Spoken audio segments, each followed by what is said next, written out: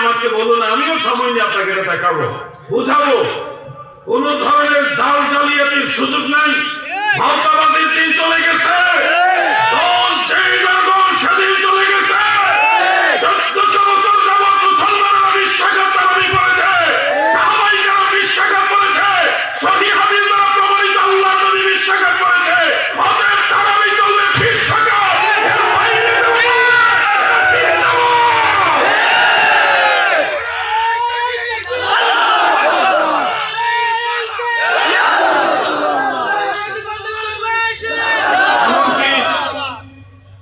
হাদিস শাস্ত্রের মধ্যে আমরা দেখেছি হযরতে সাঈদ ইবনে ইয়াজিদ রাদিয়াল্লাহু আনহু থেকে বেশ অনেকগুলো রওয়ায়াত আছে তারাবি নামাজ সংক্রান্ত।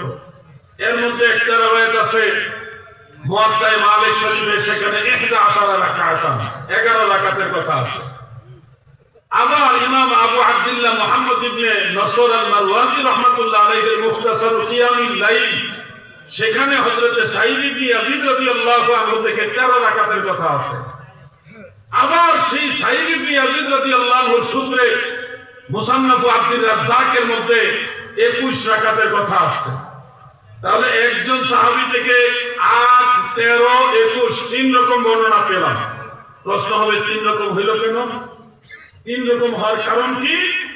হাকিকত হলো এই তিনটা সনদে একজন ব্যক্তি আছে, তার নাম মুহাম্মদ ইবনে ইউসুফ। তিনি রাবী হিসেবে সেটা, কিন্তু বর্ণনা করতে গিয়ে তিন জায়গায় তিন কথা বলছে। একজনের কাছে ইমাম মালিক রাহমাতুল্লাহ আলাইহির কাছে বলছে 11 রাকাতের কথা, ইমাম মারওয়াজি রাহমাতুল্লাহ আলাইহির কাছে বলছে 13 রাকাতের কথা, আর ইমাম আব্দুর রাজ্জাক সানানি রাহমাতুল্লাহ আলাইহির কাছে বলছে 21 রাকাতের কথা। একজন ব্যক্তির কথা তিন রকম যখন হয়, এই ব্যক্তির কথাটা আপনাদের কাছে কতটুকু গ্রহণযোগ্য হয়? কথাটা কি বুঝাইতে পারছি আপনাদের?